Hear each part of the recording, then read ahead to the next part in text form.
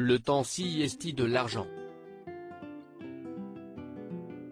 Désormais retirés de la famille royale, Meghan Markle et le prince Harry ont décidé de voler de leurs propres ailes en s'installant en Californie, dans une luxueuse villa de Monte Quito, et devenir progressivement indépendants financièrement. S'ils ont déjà signé un gros contrat avec Netflix à leur arrivée aux États-Unis, voilà que le duc et la duchesse multiplient également les interventions et les interviews, parfois rémunérées, et ce depuis leur demeure. Toutefois, l'une d'elles ne s'est pas faite chez eux, et a dû coûter une petite somme à leurs interlocuteurs.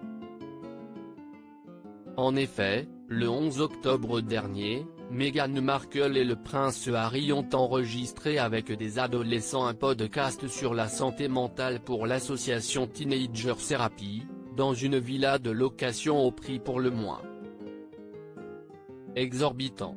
Comme le rapporte le Daily Mail, siesti dans une villa de luxe à $400 l'heure de location, et ce pour un minimum de 3 heures, que le couple a enregistré ce podcast, où se déroulent généralement les séances photos pour les campagnes publicitaires de la marque Ralph Lauren.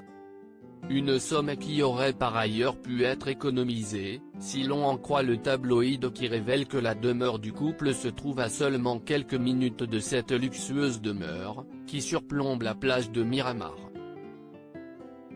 Le montant exorbitant des interventions de Meghan et Harry. Si l'on ignore combien le duc et la duchesse de Sussex sont touchés pour cette prestation, le prix de la location du lieu évoque déjà que pour s'offrir Meghan Markle et le prince Harry, il faut sortir le chéquier. Et ça, le couple ne s'en est jamais caché, eux qui avaient fixé le prix de leur participation à une conférence à plus de 300 000 $.